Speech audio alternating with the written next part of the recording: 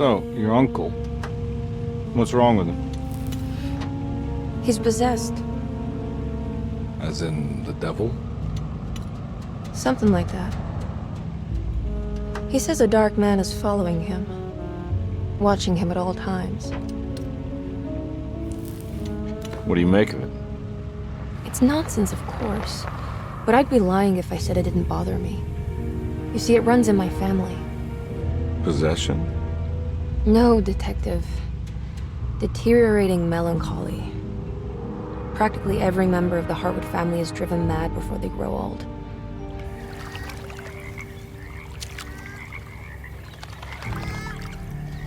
But Jeremy didn't kill himself. Is that why he's at your setup? Despite being convinced that he is truly possessed, he decided to put his last chips on Dr. Gray and his psychoanalysis, figuring he might stumble upon some cure.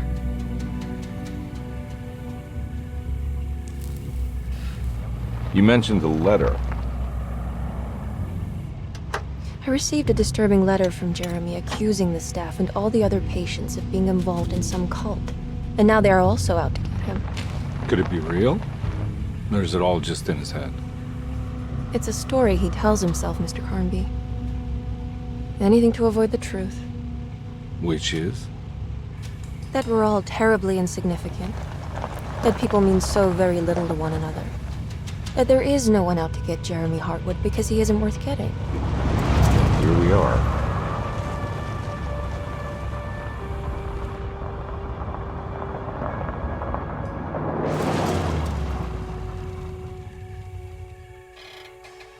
My uncle's not well, Mr. Carnby.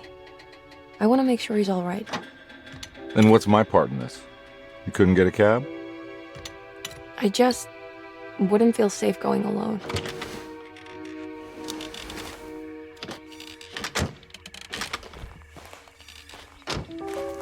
Did you bring a gun? Yeah. You think it'll actually come to that? No. But you might need to wave it around depending on how agreeable the staff will be. What exactly are we gonna do when we find Jeremy? I don't know. Let's just find him first.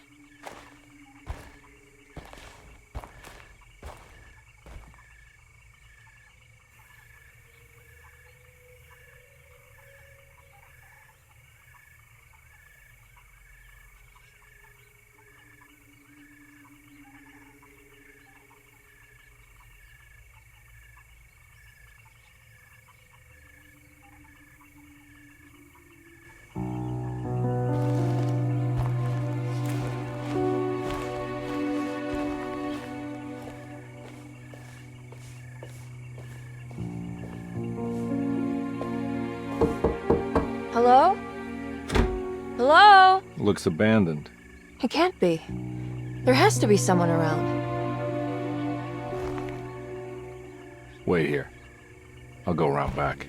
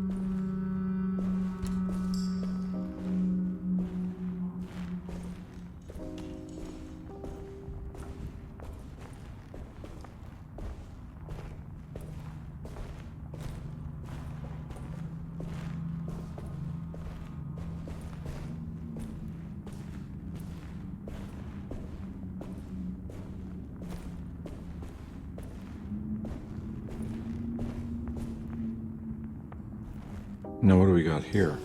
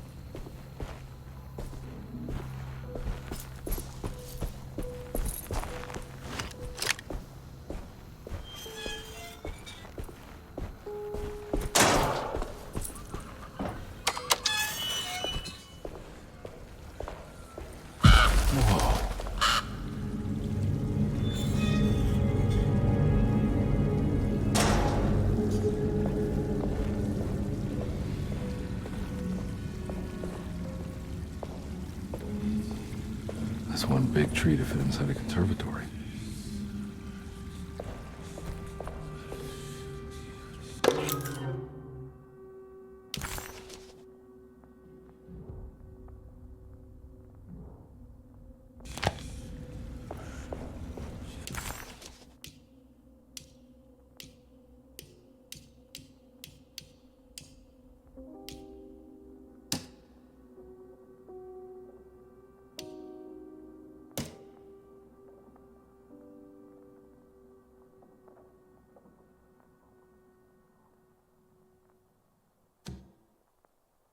Desetto, the old plantation building, was ready to fall, but kept alive by some starry-eyed carpetbagger called Dr. Gray. Seeing how the staff couldn't even be bothered with answering the door, Detective Carnby figured they would just head inside and grab Jeremy. He just needed to open the front door for Emily first, so she could talk to her uncle.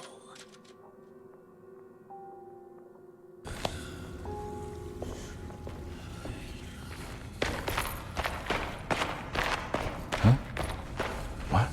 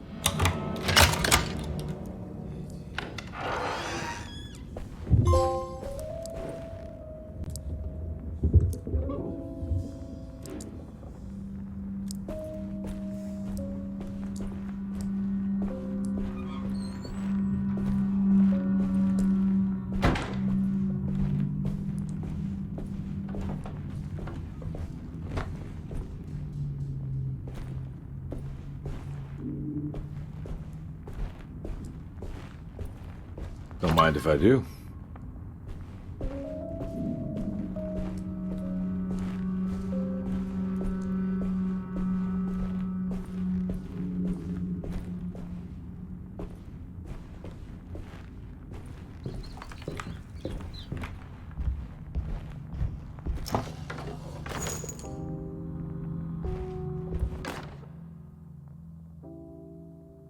Every day your silence weighs a little heavier. It's been a difficult year for everyone, and many have lost all hope. I read in the papers about people suffering.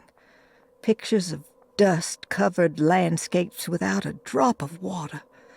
I wish I knew if you were still tending the earth or if you had turned your back against us. I have started to look for help elsewhere. I pray you will tell me if I am going down a path that you find disagreeable. With help from Baptiste and Charlotte, I found comfort in the practice of the voodoo. I have long been skeptical of that Caribbean cult, but it's been of good use to me. It seems all harmless in my book. I say some words dreamt up by the Creoles, and I carry around a small pocket of gris-gris. Nothing of this is mentioned in the Bible, of course, but the French quarter priestess tells me it's all connected. She says the Christian God is just one more perspective on the creator of things. That's what I like to think, but the other way around, that the spirits of her faith are just aspects of you, our Heavenly Father. I am so grateful for the words you gave Mr. Hartwood. We will sing your praises at St. John's Eve. The world will be blessed soon again. Only the sacrifices of the Old Testament compare to your demands. Let it be the truth, a mother of earth, wood, and dirt, a mother of 1,000 young. Sacred sand, $1. Black cat oil, $1.50. Devil shoestrings, a quarter. That makes $2.75, madame. What was that you were telling the doctor? A goat without horns. What does that mean? You must have misheard me, madame. I said no such thing. Please, I know I don't look like any of you, but I'm devout. I'm ready to do what it takes. Do not be so eager to sacrifice the few things you have left, madame. Now please, leave my store. A goat without horns.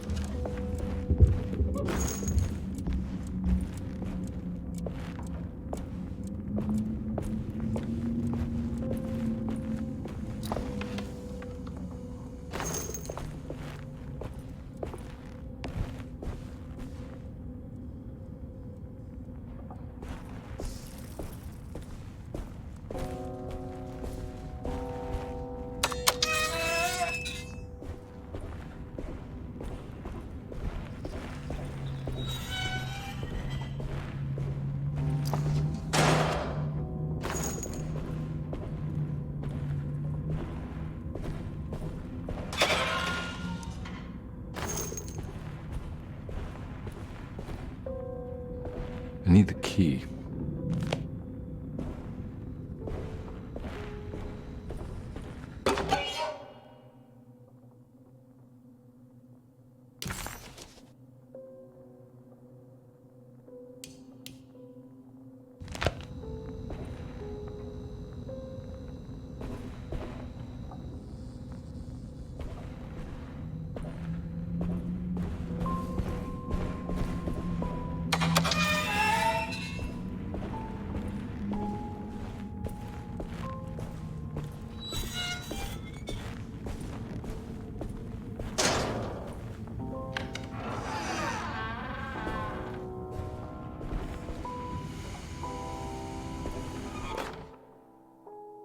Please do not touch the boiler. It is working after all. While the sabotage has caused a leak, only the decorative plate has been completely ruined. Let's wait for Mr. Chance to turn up and he can take a look at the leak. Mr. Waits. That doesn't make sense.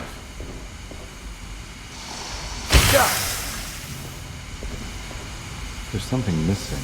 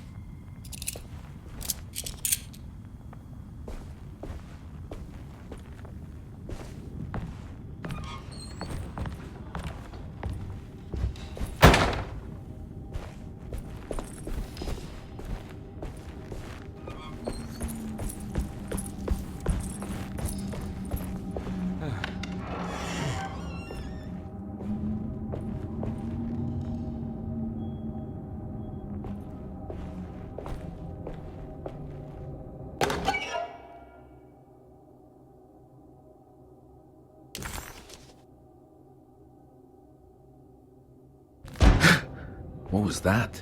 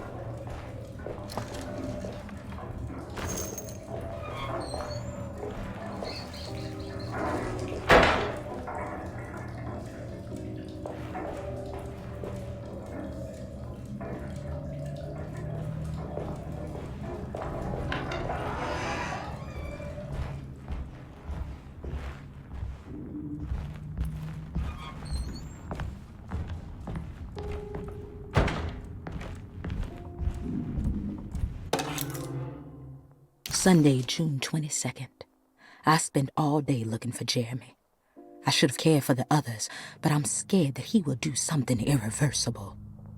Cassandra is upset that I didn't give her the latest shipment of pain medication that Waits brought from the post office yesterday. I would have given it to her, but the company didn't send a new key this time around, so the box is just sitting there on my desk. They must have figured we had plenty of their gimmicky keys by now. I only remember seeing one lately. Grace was playing with it inside the grand parlor. Unless it turns up by itself, it will have to wait. I have to figure out where Jeremy is. I think Jack knew something. That dog of his found a strange rot permeating the house. She's showing us, he said. Like those blots and streaks of fetid rot was talking to him.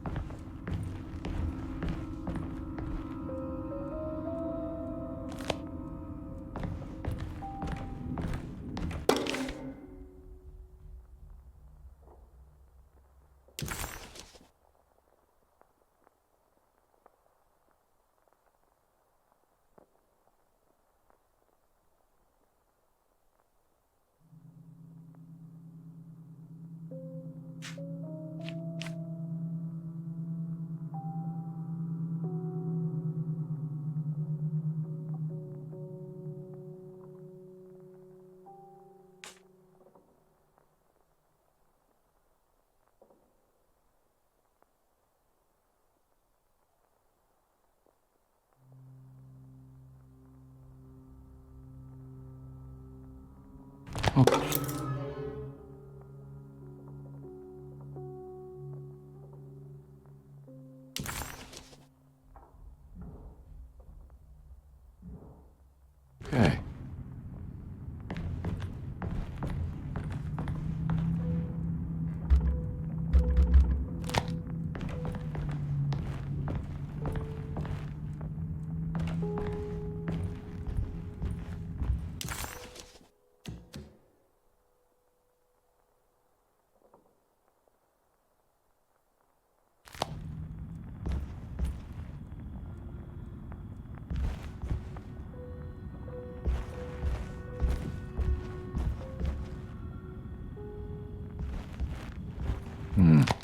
I need the key.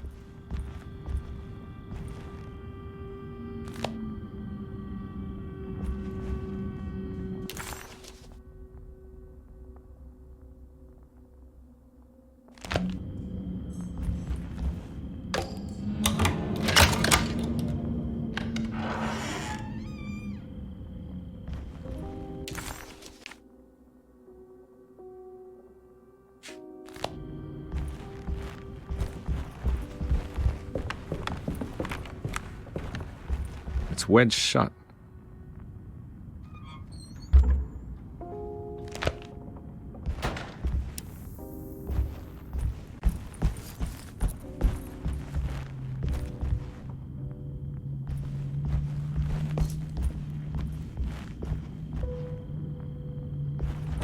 Looks important.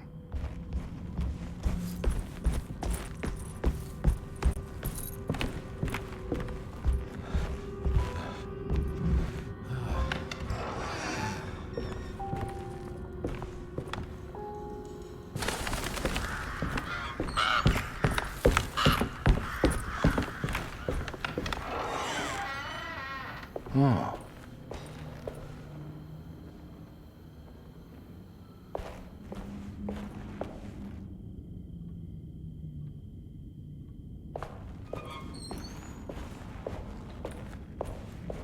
I need the key.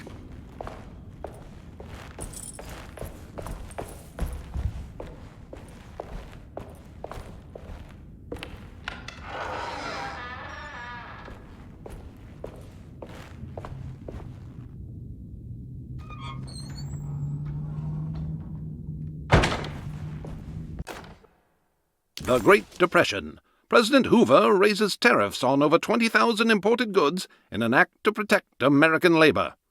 Following the collapse of the Wall Street stock market on October 24 last year, American industry has suffered greatly. Thousands of companies have gone bankrupt and left a large part of the American workforce unemployed. In an attempt to turn the tide, the Smoot-Hawley Tariff Act has been signed by President Herbert Hoover.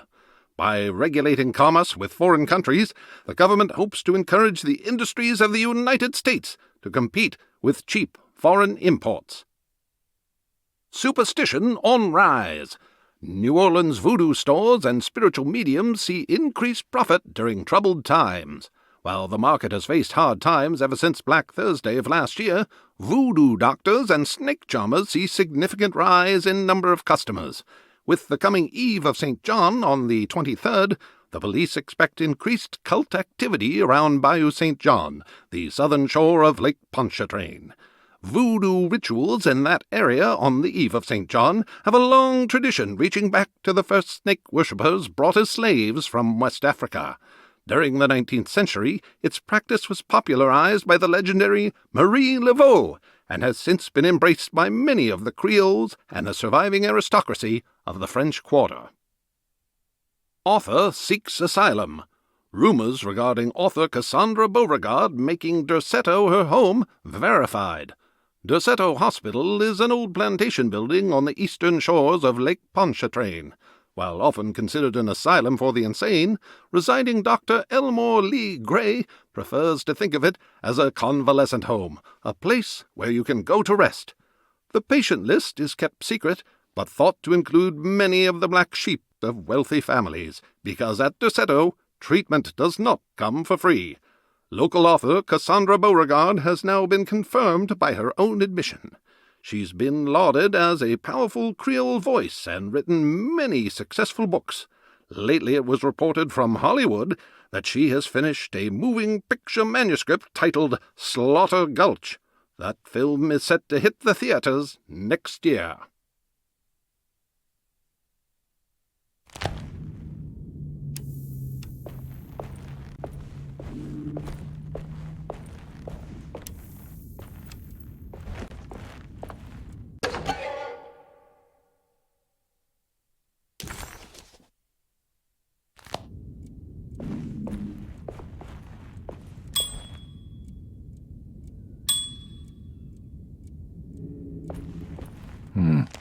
I need the key.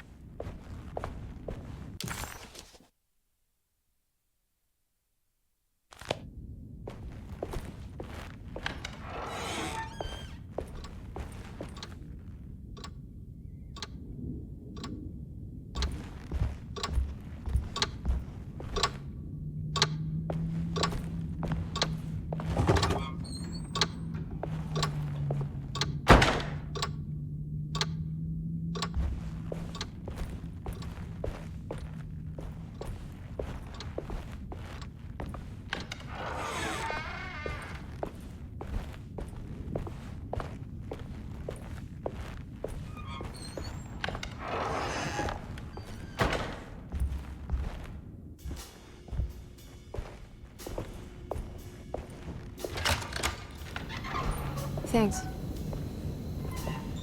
What are you doing? Who are you? Whoa, pardon me, excuse me. My name is Edward Carnby, private investigator. I hope you don't mind we let ourselves inside. I do mind. This is private property. You can't just barge in here. I'm sorry about all this, but I'm looking for my uncle. It's urgent, and no one was answering the door. We can't hear you knocking anymore. None of us can. Who is your uncle, darling? Jeremy. Am I right? She has that Hartwood gloom, doesn't she? That's right. I'm Emily Hartwood. I just came to make sure my uncle is all right. Well, he is unavailable right now. You will have to come back another day. Unavailable how? Is he sleeping? We can wait. He's lost. Don't I know you from somewhere? Who's your man again, Miss Hartwood? My name's Edward Carnby, private investigator. Splendid. Enough! All of you! Get back to your rooms! McCarthy, keep your eyes on the child. And you two, please leave immediately. Look, we're not here to cause any trouble. Just let us see the old man, satisfy the curiosity of my client here, and we'll be off. Jeremy has gone missing. There's no need to worry, but it might be some time before he turns up. The whole staff is looking for him. What? He ran off? I don't have time for any of this. Please, come back tomorrow. All right, in that case, we'll just wait in his room. You don't mind, do you? It's upstairs, right? Wait, you can't. Don't worry, we'll be discreet. In the corridor. It's the first door on your left. I'll tell Dr. Gray you're here. Excellent. Thank you, madam.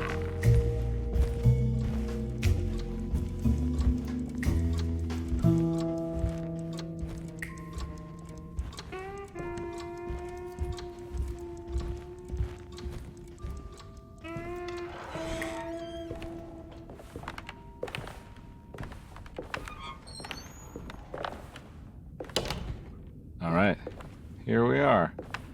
Let's look around. See if we can dig up any clues.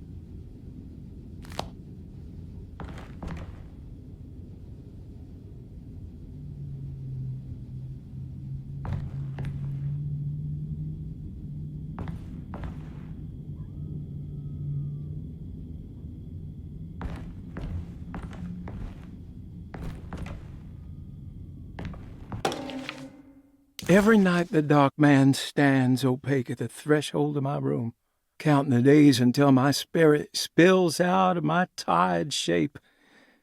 Only his pallid mask shelters my remaining sanity. Staring directly into the face of that demonic sultan would surely sunder time itself. Would he have looked the same to my father as he struggled for his life? Does his veiled face haunt my niece quite the same way? I wish so that I could rest my soul in that sunburnt convent of Teruel. Would I find you there, Juan? Or Senora Perosi, back from the beyond? Every night I hide from him, moving from one misshapen memory to another. Scenes conjured out of fantasy and delirium.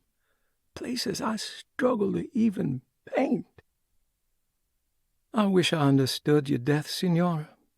Is there anything I could do for you but bury you in that bleak necropolis? That triumphant chapel rising above the ledges and the oven vaults shall be your sepulchre, where you may rest, and I shall weep.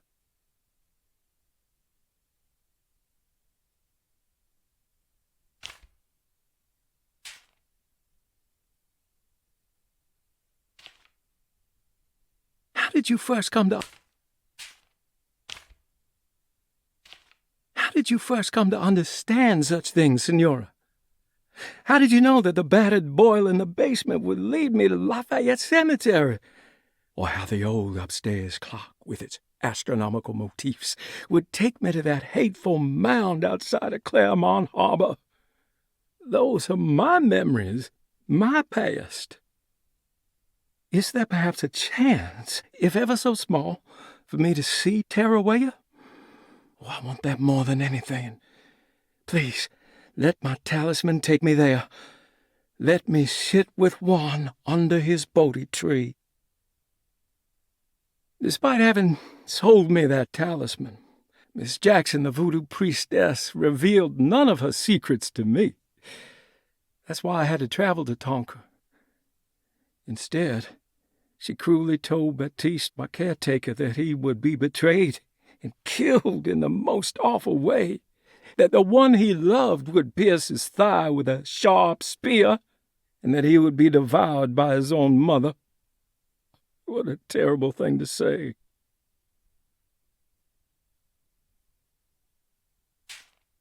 The people of Deseto are becoming dangerous. They do not understand what they are doing. I must do something to stop them. I tried talking to Dr. Gray, but he confuses my worries. He's caught up in treating me. How can he expect evil to be cured with medicine and conversation? The orderlies, the housekeeper, and the patients are all deranged. They will call upon evil to enter this world. All will be lost. Everything. Unless I can find the clerk, Mr. Waite. He seems to be a clear-thinking man. Maybe Beauregard. The dark man offered me a prison, and I accepted. I signed that miscarried contract and entered the dark pact.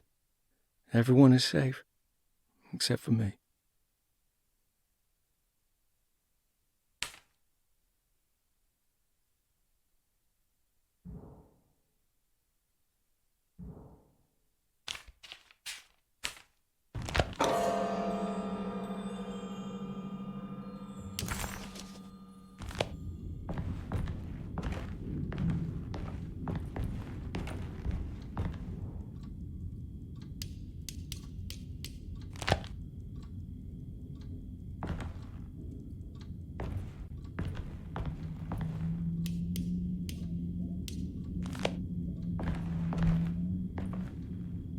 I found a book full of peculiar notes. Have you heard of something called Tarawaya? No. What's that? I might be reading too much into this, but I think it's the place he wants to go to. Oh, okay. Sounds like a clue.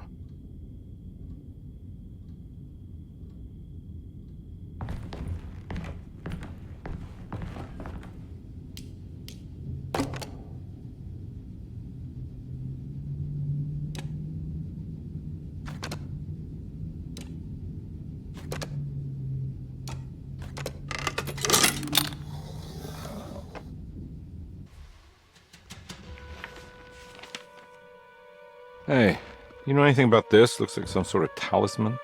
No, I don't. Oh, help me out here, will you?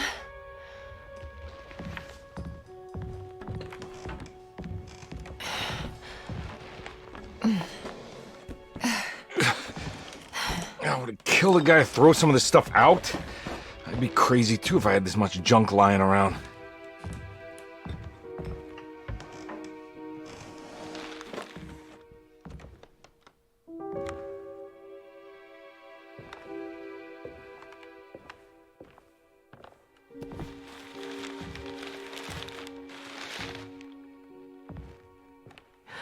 Oh, wow. That's striking. I want to save this one.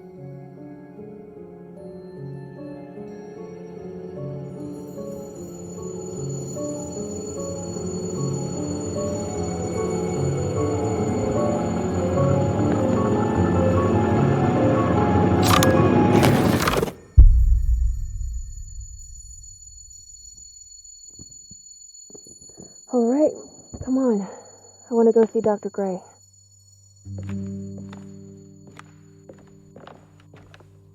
Come on, let's go. Yeah, I'm coming.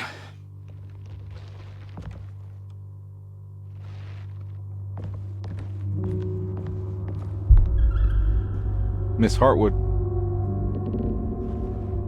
Emily?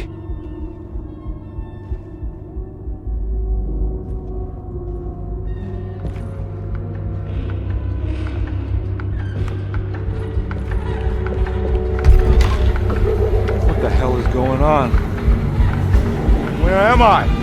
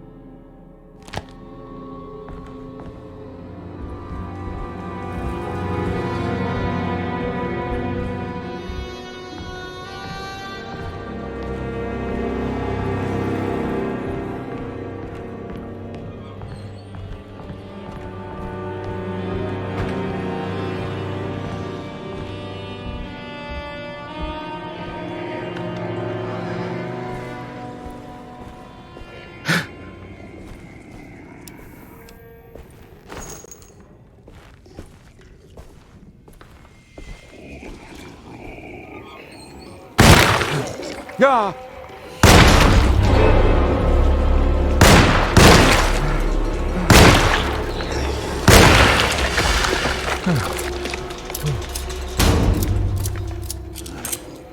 Christ, what the hell was that? Ah!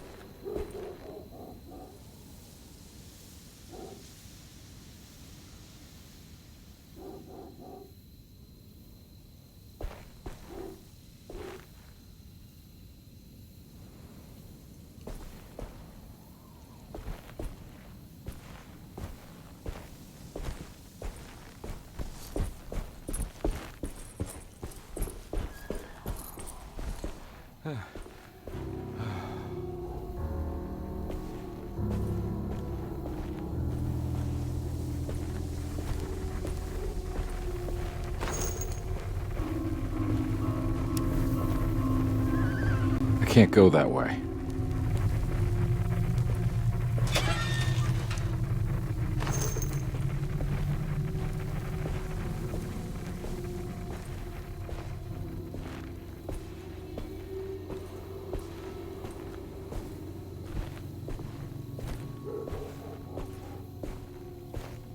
What the hell is going on?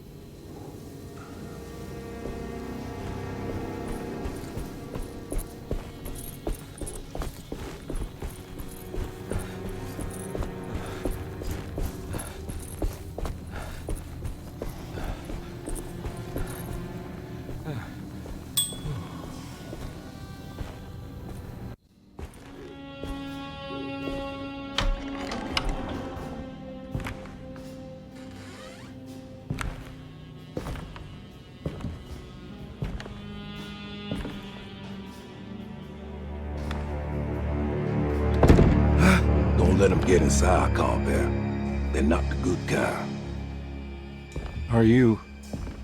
Is this your store? There are no owners here. We both strangers in Jeremy's store. Jeremy did this. How? Pact with the dog man.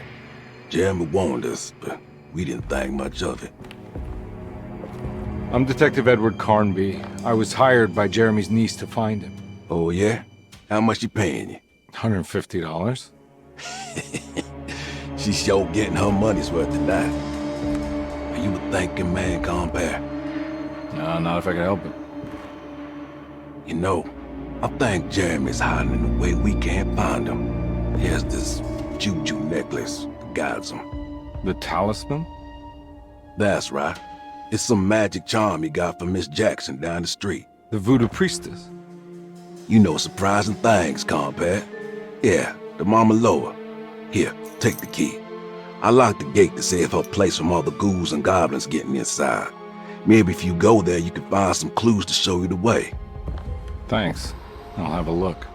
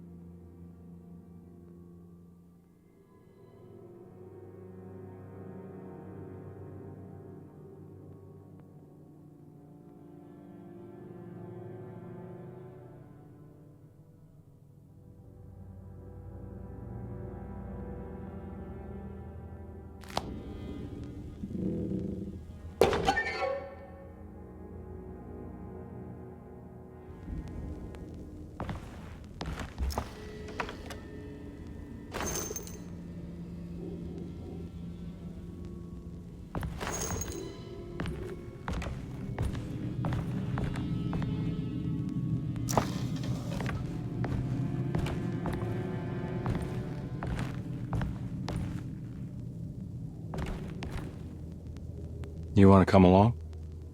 Nah, I'm gonna stay here for a while.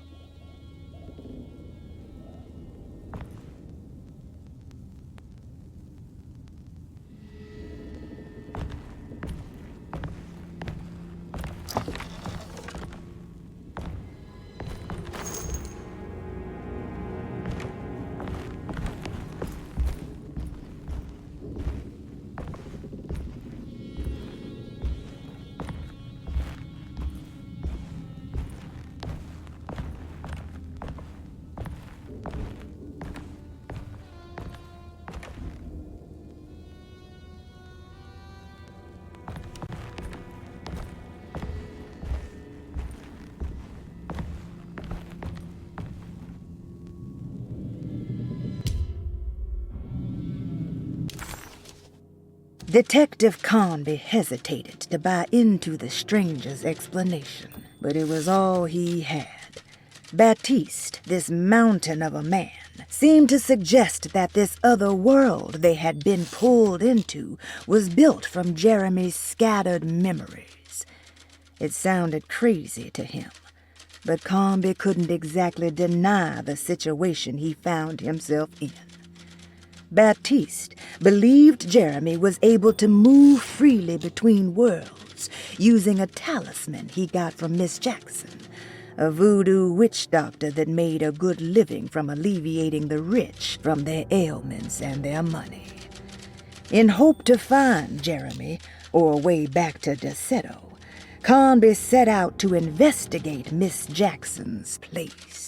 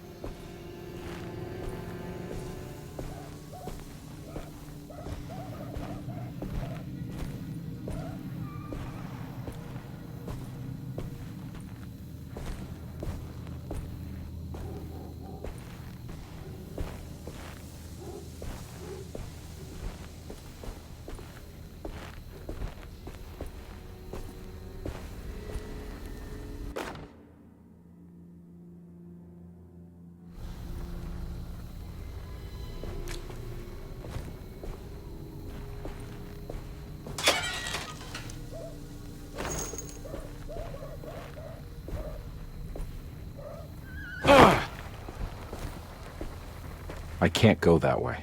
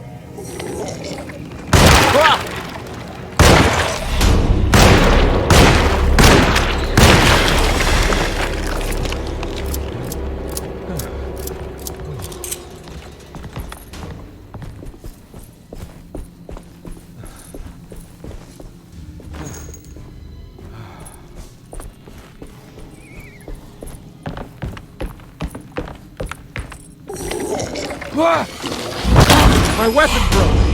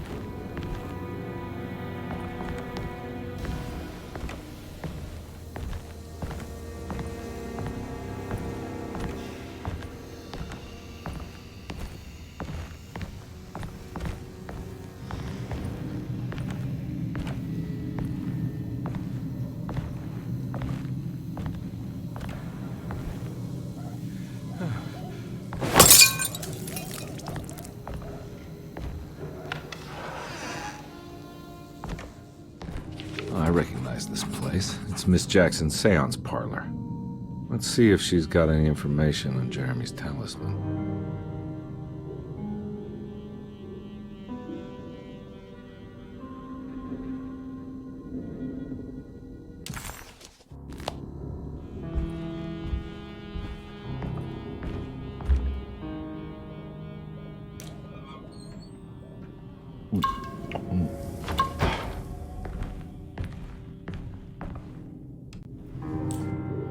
It's the talisman, like the one in the painting.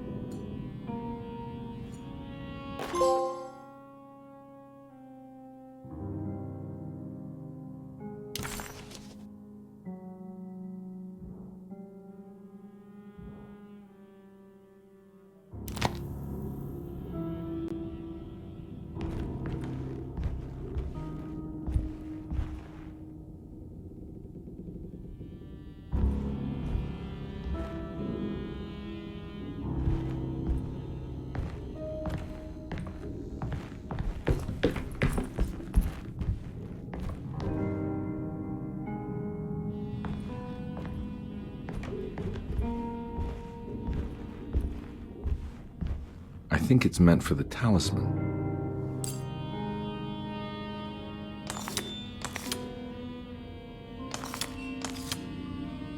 I think it needs numbers, like coordinates.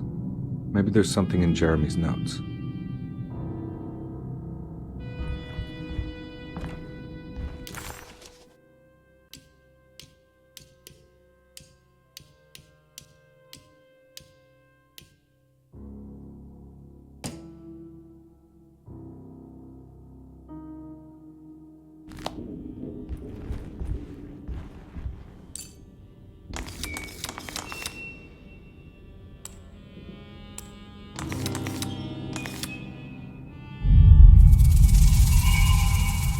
It's showing something. A place? Where is that?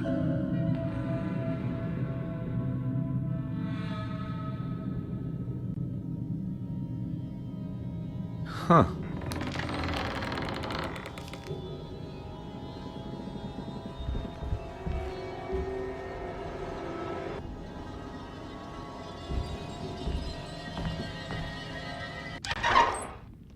Detective, I was wondering when you were going to show up. Mrs. Thompson told me you were here. I understand you are working for Jeremy Hartwood's niece. Yeah, I guess so. I mean, you're not wrong. We came here for her uncle. I just didn't expect... I didn't expect this. You are Dr. Gray, right? That's right. You don't happen to have some identification, Detective. I'm not keen on having strangers prying into my business. Oh, Detective Edward Carnby, Decatur Street, New Orleans. Enjoying the Vieux Carré, Detective? Those old French quarters, the voodoo people, the gangsters. I'm sure you live an exciting life. Well, it's not quite like the stories, Doc. Just trying to make a living. Aren't we all making a living? Well, welcome to Desetto, Detective.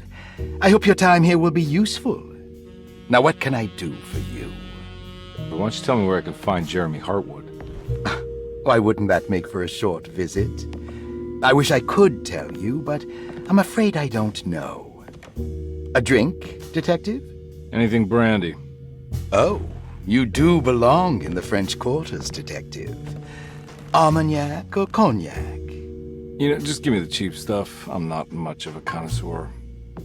Having low standards is not a virtue, Detective. Let me see if I can broaden your perspective. What can you tell me about Jeremy? I wouldn't want to go into details about his condition. Doctor-patient confidentiality. I'm sure you understand. Sure, but he is crazy, and he's gone missing. Why? Here, try this. Ooh, it's good. Got a bite? It's called a sidecar. The trick is not to be afraid of the tartness of the lemon. Then, for goodness sake, don't overdo the triple sec. Okay, what can you tell me about Jeremy? Well, let me think. He is an anxious man, constantly worried about events not presenting themselves according to his model of predestination. He complains about things not being carried out in the right order, and that some things simply shouldn't be. Is any of this helpful to you? Not really. I was hoping for some direction where to look next. I'm sorry. I have nothing for you then. You should talk to my orderlies. They have been looking for him for a while now. I'm sure they would appreciate your help. Yeah, I ran into Batiste earlier. Come to think of it, he might have given me a lead. Oh, excellent. So your investigation is already underway. I'm gonna go, but I'm sure we'll meet again. Looking forward to it. Safe returns.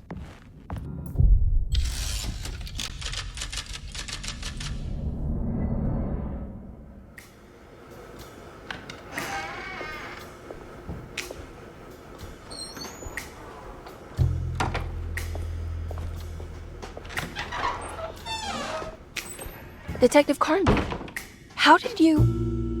where did you go? I was just talking to Dr. Gray. You disappeared. No, it's not what you think. Have you found anything strange going on here? Yes. Everyone is being incredibly evasive and I can't figure out why. No, I mean something you can't explain. Paranormal, even. Detective, I really need you to get yourself together. I can't do this alone. Forget it. I'll figure it out. Do you want to come see Dr. Gray? No, I want to try something. With this talisman, I think I can follow Jeremy to the place he mentioned in the book. What was the name? Do you remember something Spanish? Tarawea. Yeah, that's where I need to go. Detective, are you gonna be all right? Yeah, of course. Go talk to Dr. Gray. We'll rendezvous later.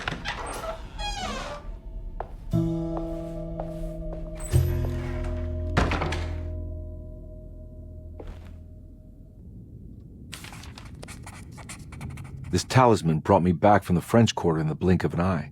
If Jeremy can travel so easily, then he could be hiding anywhere, even Tarawea.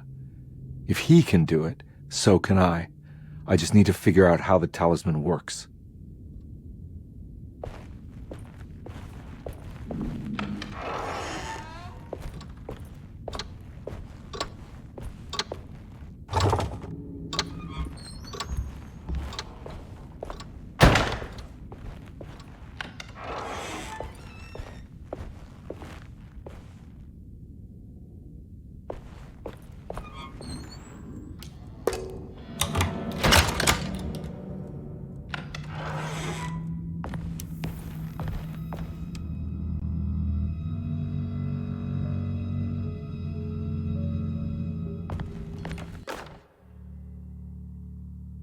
Paul, you're right about the plates on the boiler and the clock. They have been sabotaged, and I think I know who did it. They have something to do with Jeremy's episodes and how he seems to disappear at night. Right now, it's important that you keep an eye out for any of the pieces. I want to find out if I can repair the plates. Let me know if you find any of them. Lottie. Tell Lottie to take a look at the well in the kitchen garden.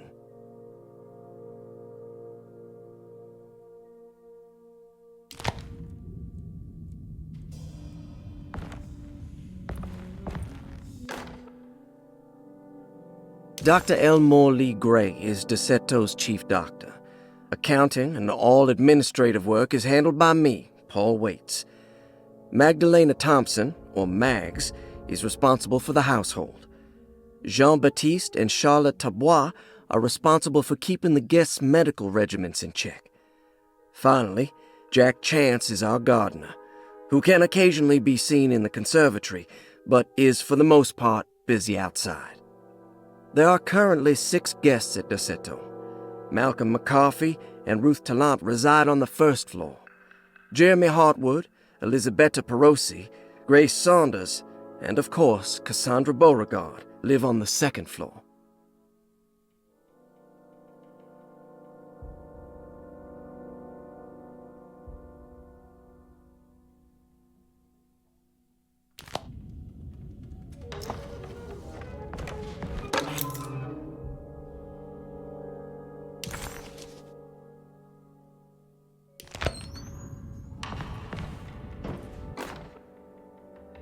Saw your notice in the boiler room. You should know Mr. Chance won't be coming back. I got no business being in there myself, but you can take a valve from the wine cellar if you want to try to stop the steam pouring out. Be careful.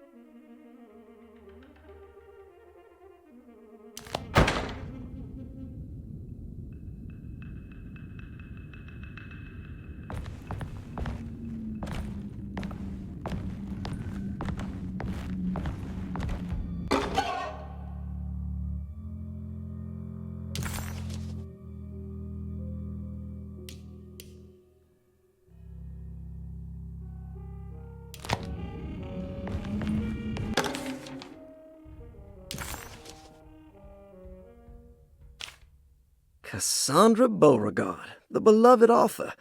Very exciting, isn't it? What do you want to put down for reason for admission? What her agent told us. Cassandra suffers from writer's block and needs to finish her moving picture script before the end of June. Mr. Chardot suggests Cassandra's heavy use of barbiturates is holding her back and risks ruining her career. And how should we summarize her personal history? Let's keep it short. Cassandra Beauregard is a beloved crime author who managed to pull herself out of poverty and into stardom. 5 years ago, she tried killing herself by jumping off a balcony. The incident left her a cripple, and now relies heavily on her wheelchair. And for diagnostic impressions? Cassandra suffers chronic back pain following her suicide attempt. She self-administers morphine to keep herself ambulant, but has become addicted, and the desired effect is now lost. The drug abuse clouds her mind, and she is unable to focus on real life. To save herself from this insight, she instead makes up stories to fill out the gaps in her own thought process, resembling the Korsakoff syndrome. Oh, bravo, Doctor. How will you treat her? First of all, she needs to be weaned from her drug addiction, and hopefully it will resolve her compulsive lying. Then look into permanently numbing her pain in her back through surgery. Finally, deal with her suicidal thoughts. Fantastic. With such a short time before June, I really hope she gets better soon. We will do what we can. Grace Saunders, 11 years old. Reason for admission? The mother insists on strict supervision by a proper gentleman to avoid further perversion of Grace's adolescence. Personal history? Grace's family possesses modest wealth and status. Her childhood seems ordinary, spending most of her time with private teachers and family friends. Grace's father recently passed away, leaving her mother the sole caregiver. And diagnostic impressions? Grace has trouble dealing with her father's death. She is willingly suppressing her feelings on the matter and isn't properly acknowledging the trauma she suffered. Any planned treatment? Grace needs nothing out of the ordinary. She simply needs parental guidance. Eventually, we can work on her feelings toward her father. Thank you, Doctor. I'll finish the paperwork and get her installed.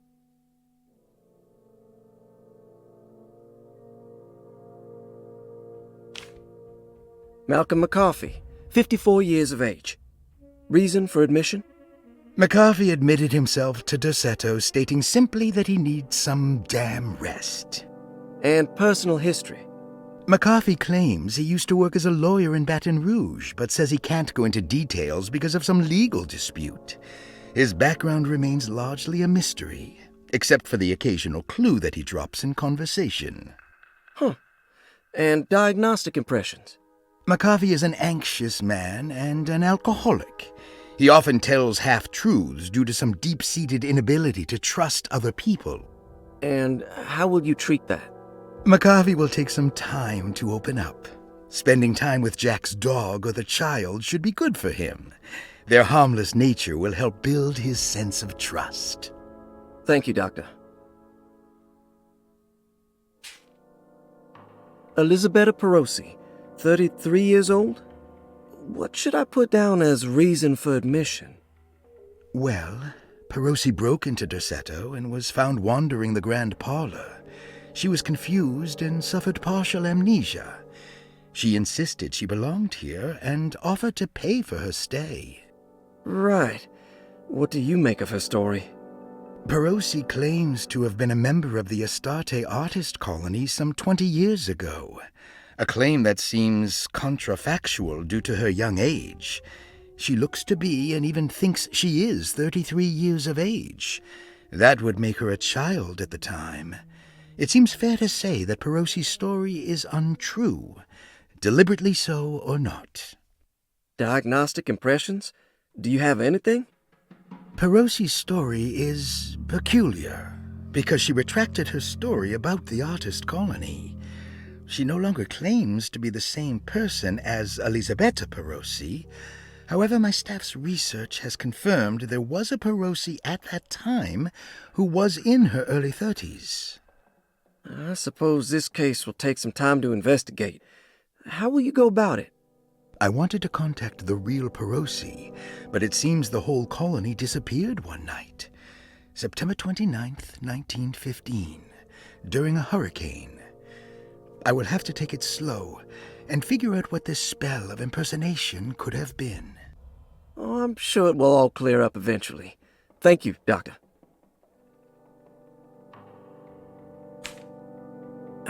Ruth Talon, 29 years of age. Reason for admission? Ruth's father wishes that his daughter be removed from New Orleans nightlife for the foreseeable future. He fears that her overly free spirit is tarnishing the family's reputation. Sounds simple enough. Personal history? Ruth comes from considerable wealth. Her family owns several hotels and restaurants. Unlike the rest of the family, her sense of adventure has taken her around the world, including France during the Great War as a photojournalist. The last decade, she has provoked many rumors of being a debauched flapper, bordering on nymphomania. And diagnostic impressions? Despite her father's frivolous reasons for her to be admitted, Ruth does seem to provide an interesting case.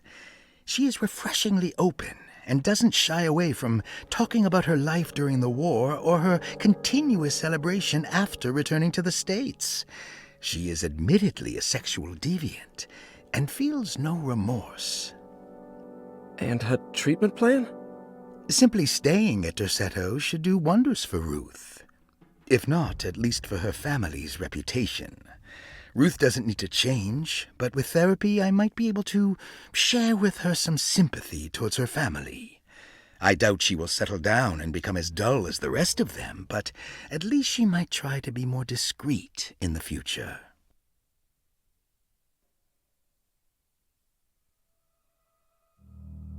Looks like all the patients are accounted for, except for Jeremy.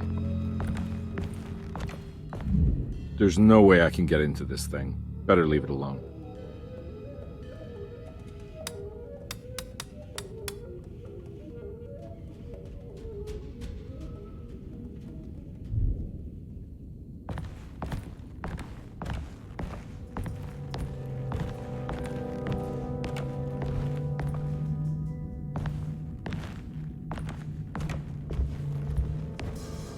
I need the key.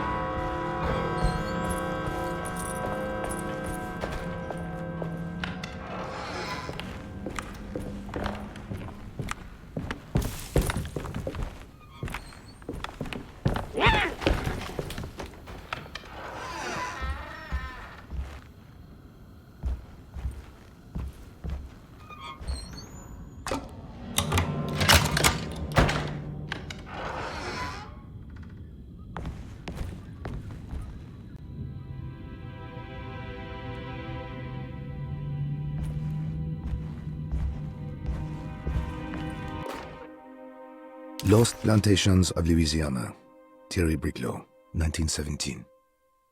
Derceto was a small plantation on the eastern shore of Lake Pontchartrain. The land was considered difficult for industry and was sold for only $30 to Elijah Pickford in 1818. Pickford employed hundreds of workers from nearby New Orleans to clear the woods and build a small plantation mansion facing the lake with a striking Greek Revival temple facade. Derceto kept a modest production of Barrique tobacco and indigo that persisted up till the Civil War. During the antebellum era, Derceto was the source of many rumors concerning voodoo and witchcraft. People who traveled the lake reported seeing people dance at night in front of bonfires, bleating and wailing. On June 17, 1862, Captain J.W. Norton of the Union Army recounts leading a raiding party from ships anchored in Lake Pontchartrain in order to seize control of Derceto and free the slaves working there. The captain was surprised to find the workers fighting back with unprecedented zeal. Norton's account describes these men and women as enraged with fanaticism. Pickford reportedly tried to placate the raiders, but was shot in the confusion. Captain Norton left the mansion burning and retreated to his ships with his men. Derceto was left in ruins for several decades. The ownership of the land was long disputed and returned to the Ledoux family in 1901. Several police reports were filed during the following years as the Ledoux tried to get rid of a camp of squatters on their land. The police made several visits to remove the trespassers, but the people kept returning. On November 1, 1907, Inspector Legras of the police charged a deadly attack in order to save several children kidnapped by the squatters. Many were killed, and even more were jailed. The following year, Ledoux rebuilt Derceto, incorporating the surviving stone foundation and adding a magnificent wrought iron conservatory. The farmland had been reclaimed by the surrounding woods, so it was no longer profitable to use as a plantation.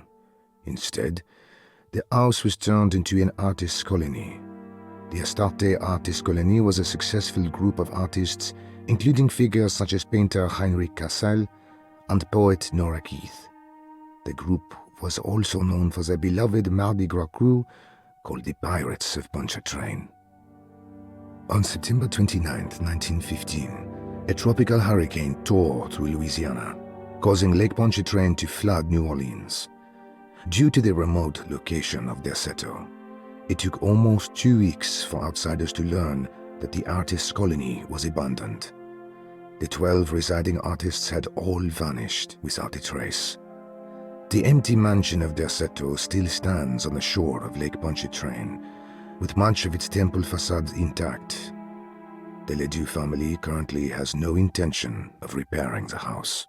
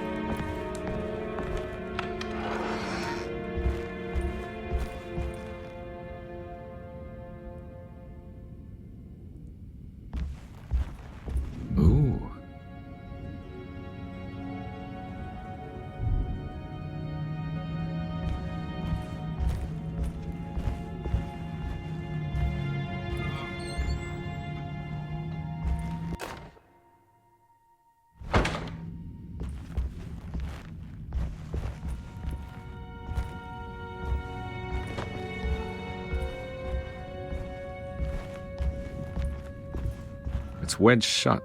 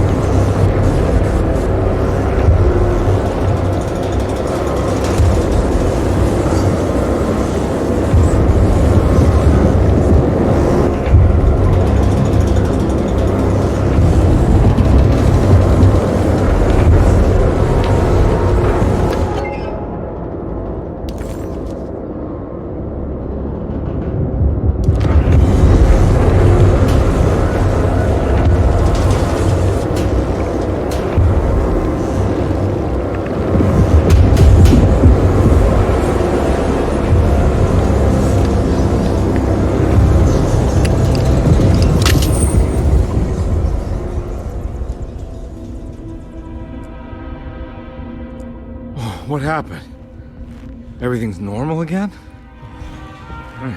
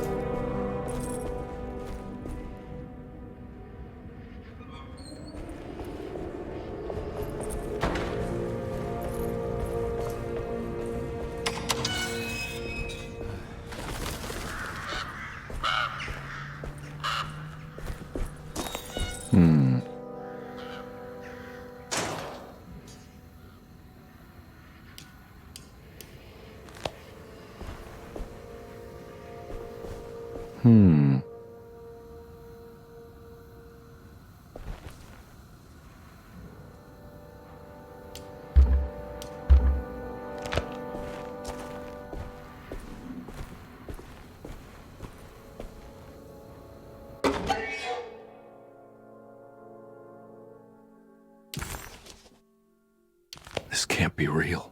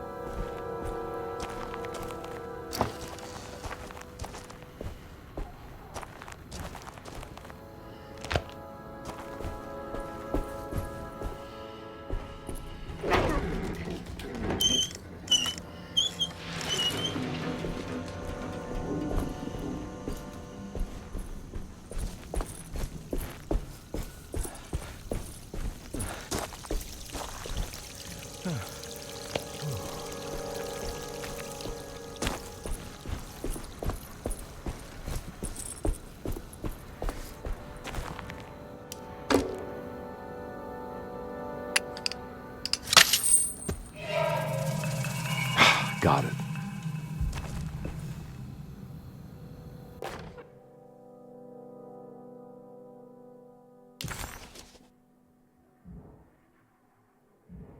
Hey.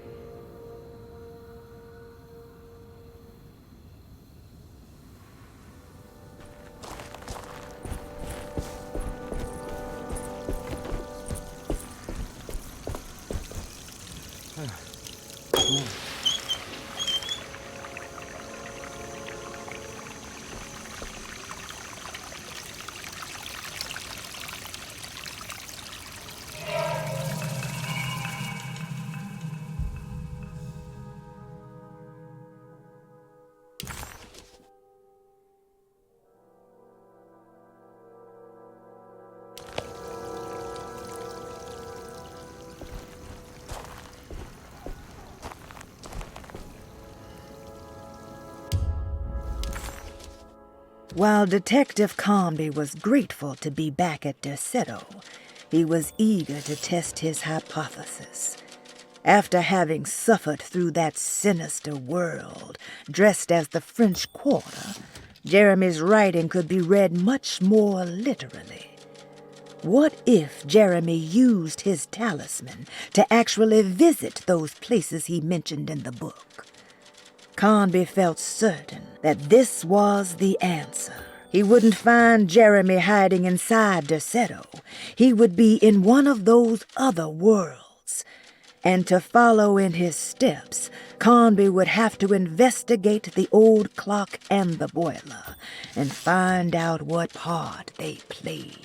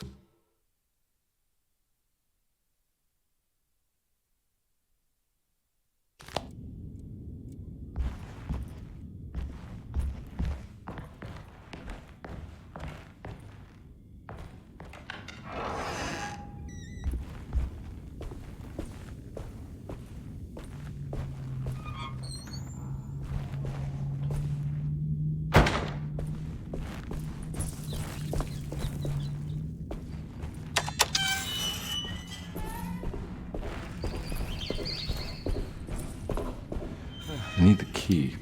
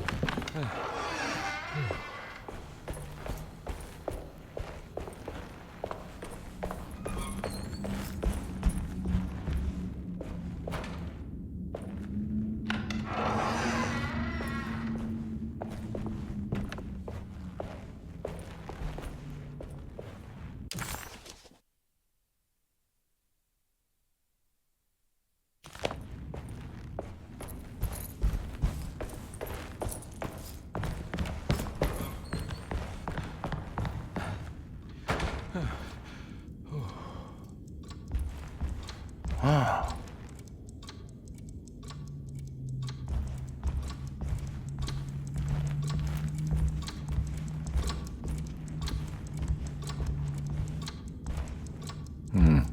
I need the key. It's stained. Looks like some kind of rot.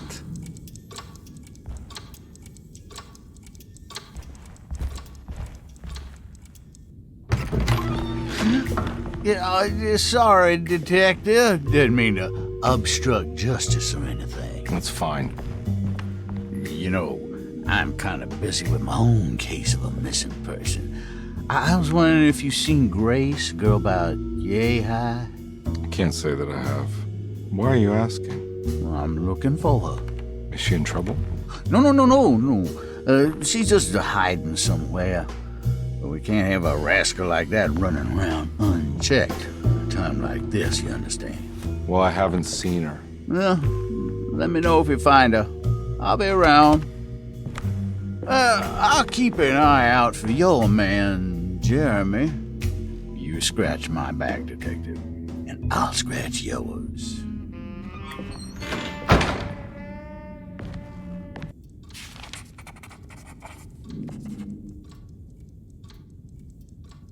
McCarthy reminded Detective Carnby of an old barfly he used to know. He detested him. There was no getting around it. McCarthy was going to have a hard time getting on his good side.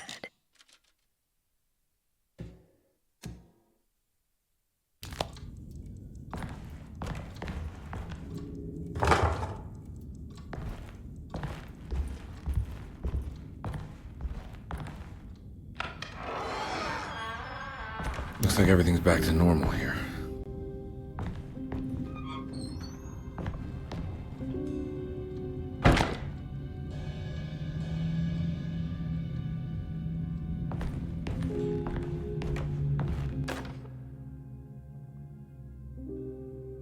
Emily's here. Emily's here.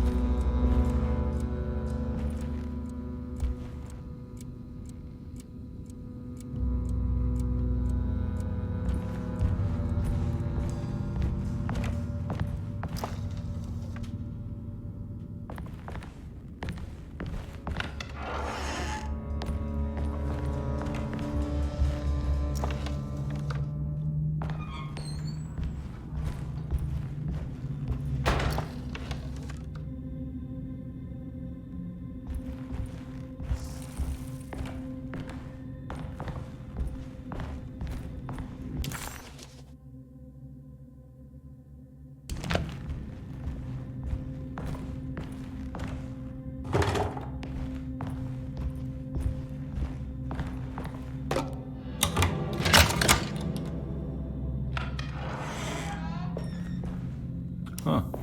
How eccentric.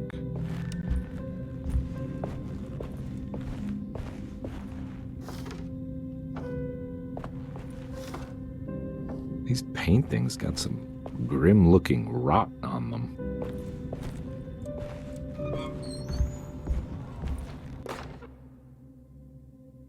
I did it! I crossed the thresholds to my intended destination without a focusing device. My talisman now knows these roads, and I have no need for the plates. I can find my way to Lafayette as easy as I find my own room. I visited the grave of my father and seen the oven waiting for me. Thank you for opening these doors. I now must summon my courage and go back to that hateful mound outside the oil rig. I hope you'll be feeling better when I return. Jeremy.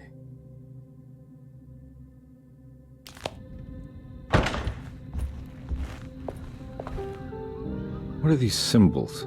Looks like alchemy or star constellations.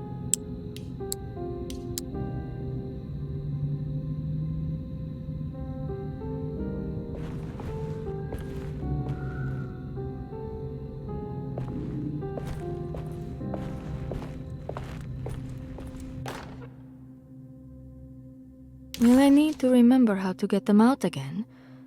They are locked up for good reason. I am sure she is still able to whisper the answer in the ears of the wrong people. But not for long. I will see her burned soon enough. That black goat will be sacrificed to put an end to it all. Then it will all be over. No more Derceto, and sadly, no Astarte. Those good pirates of Pontchartrain. May you still sail the lake, until you find the shores of Hali.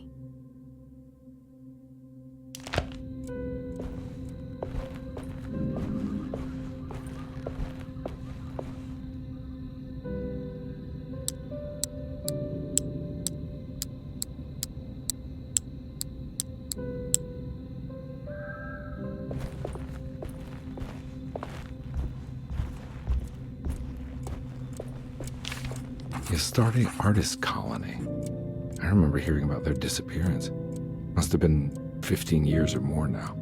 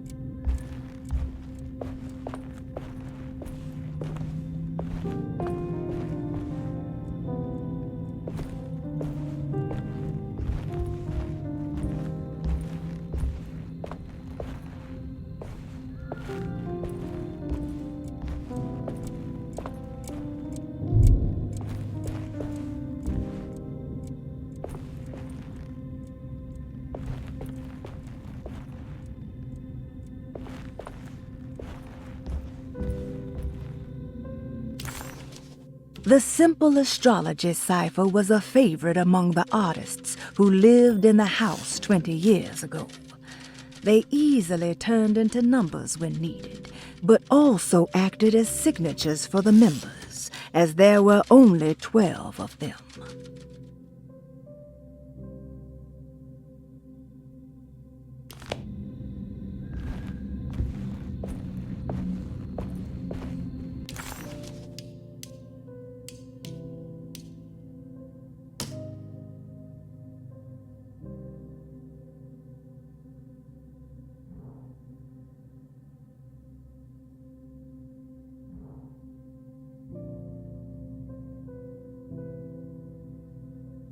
Will I need to remember how to get them out again?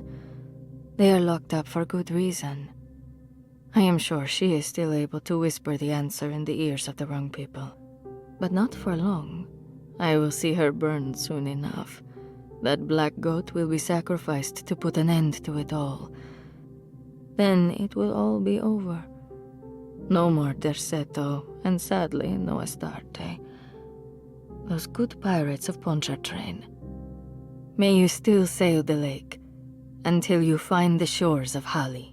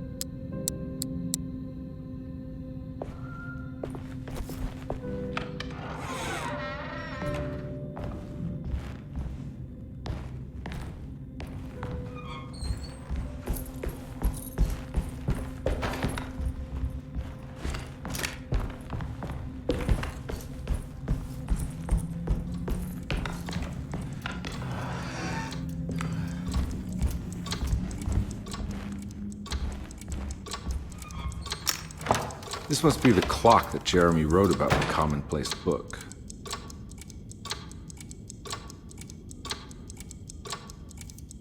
Huh. Looks like the plate that held the talisman in the seance room. But it's broken and missing some pieces.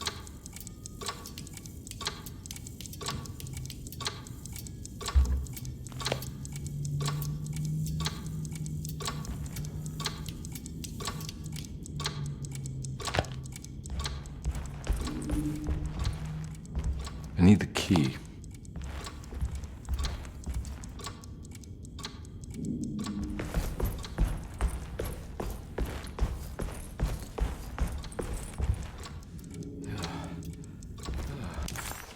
If it wasn't for the collection of peculiar statues, the old astronomical clock would draw every eye in the room. To Carnby, it wasn't the intricate clockwork that stood out, but the odd-looking plate on the inside. It reminded him of the ritual bench in Miss Jackson's seance room, where he had manipulated the talisman to open a door back to Derceto. He wanted to try to replicate the procedure, but found that the inner part of the plate was broken. He would have to find the missing pieces and put the plate back together.